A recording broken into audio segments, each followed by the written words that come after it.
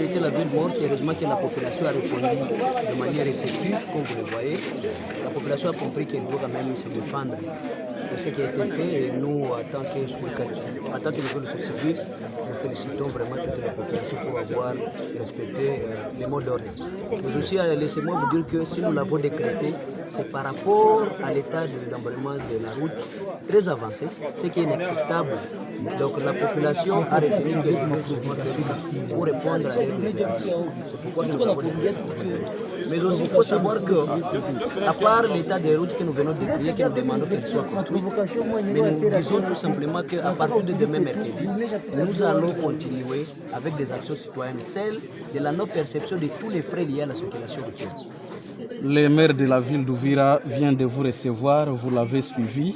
Est-ce que ces propos vous apaisent ou vous tenez mort de kiss aux revendications couchées dans votre lettre? Non. Vraiment, comme vous le savez, il y a plusieurs années que la population a toujours attendu. Il y a chaque fois des promesses sur le lancement de cette route. Il y a toujours des projets qui ont été faits, mais sans résultat. Et là, nous l'avons déclaré dans notre mémoire.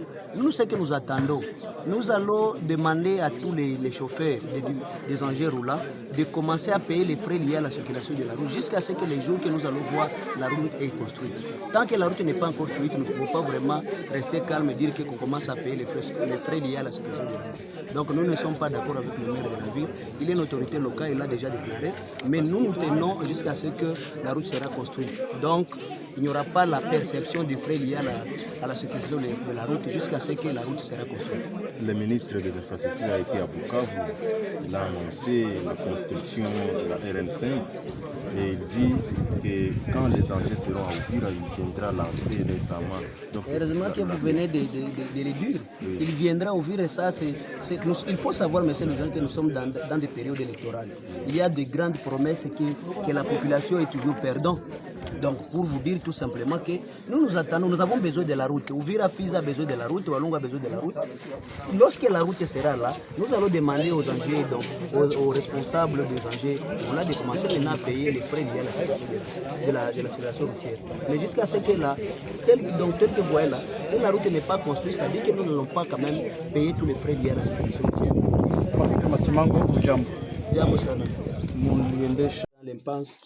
Et pense qu'elle est dupée par les autorités nationales.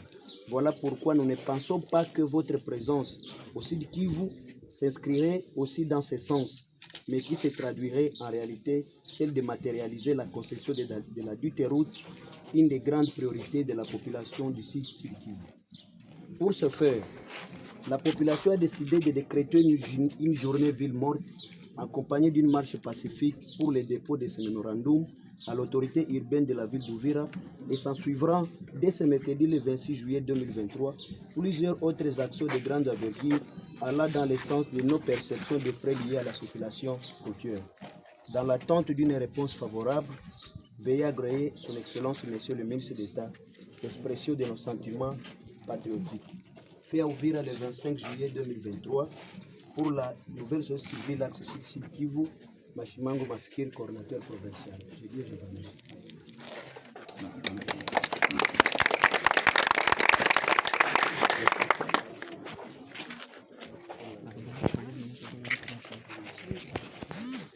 Alors, est-ce que tout le monde suit en français? Je vais parler dans la langue de tout le monde. Oui. C'est le français. Vous êtes libre de m'exprimer dans quelle langue? Mabibi na mabwana, wanamemba wa chama kipya cha kiraia, hamjambo? Jambo. Nashukuru kwa sababu journalist nimeweza kutembea mpaka sasa, sijapata ripoti yoyote ya vurugu.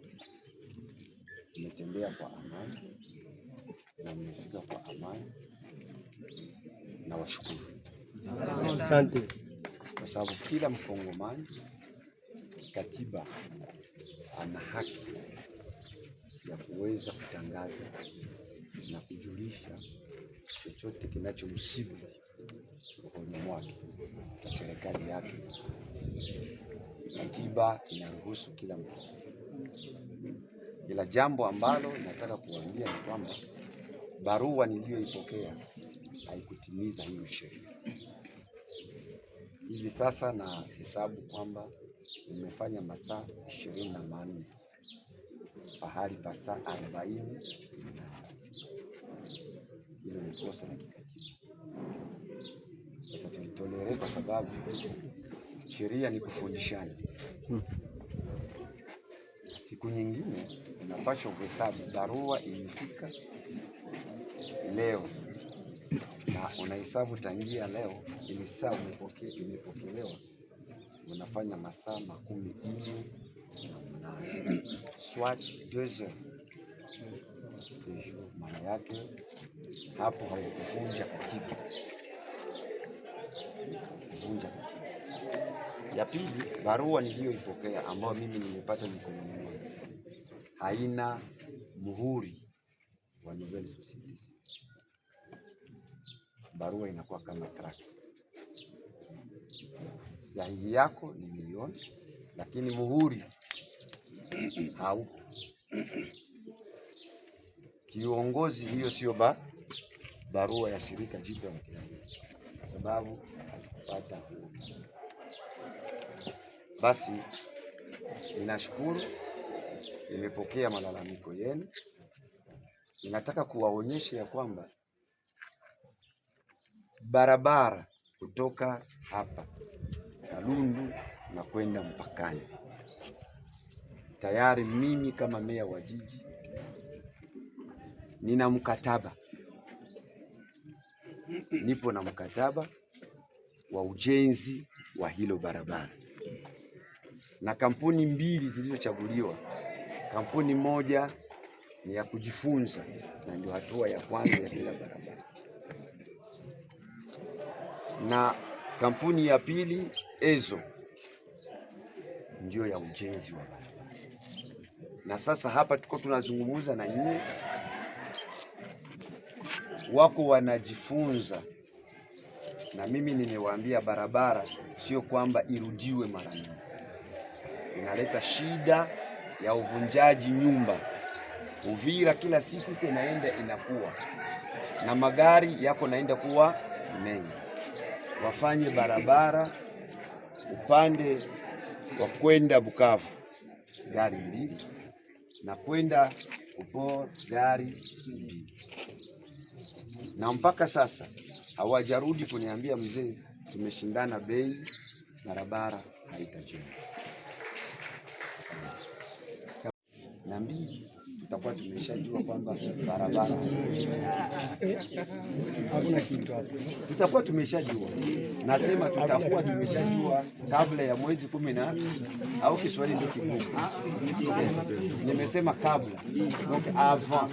Tupatie hali iko namna gani kwa sasa? Vraiment ninafurahi kabambi sana kukoma giso naiona leo population comprend kama iko na droit pour revendiquer, et c'est pourquoi tuliona que population ile répondre avec appel à organisation tofauti kuambia kwamba wabaki nyumbani, na siko tunafurahi parce qu'il y a plus de 95% de la population. Là déjà nous comme à 14h 15h unakutana que pas de circulation parce que population iko na souffrir. Mais il faut kuambia kwamba tulianza leo ni kuambia toutes les autorités au niveau national kwamba population ishachoka, ina besoin barabara ine basha danganya plusieurs fois. A partir ya leo, kesho tunaanza ingine maaction citoyenne yenye kusipokulipa frais zote ziko lié na circulation ya barabara mpaka siku yatengenezea barabara ndio tutaanza kulipa frais yote lié na barabara. Mulipokelewa na meya wa mji wa Uvira, amewahutubia katika maneno yake, kuna promese fulani. Je, hiyo imewatuliza ama munabaki wenye kungangania kwenye madai yenu ambayo inalazwa katika karatasi mlichokiandika? Monsieur le journaliste, nawaza kama huko mkaji wa Uvira mapromesse ziko za mingi sana tena sana. Hii maprojet par rapport na kujenga barabara, même des grands ateliers tulifanya avec des organisations internationales pour la question watajenga barabara, mais sans suite. Acha nikwambie kwamba si atakuwaka sûr. Donc il y a eu des promesses ishafanyika plusieurs fois sans résultat. Yani c'est que la population ilomba, donc c'est que maire de la ville alisema comme local. Nous ne sommes pas sûrs de ces promesses-là. C'est que tunalomba tu batujengee barabara na siku watajenga barabara ndio tutaanza lipa mafre lio à la circulation routière. Kama hakuna ile tunanima barabara wanatujengea hivi, hapana malancement, hapana mapromesse, tushachoka ile Uvira ishachoka sana, Fizi ishachoka sana, Walungu ishachoka. Ndio maana tutabakia kushikilia ile mpaka siku tutaona barabara na barabara. Mimi nakushukuru zaidi. Tupatie hali iko namna gani kwa sasa? Vraiment ninafurahi kabambi sana kama jinsi unaiona.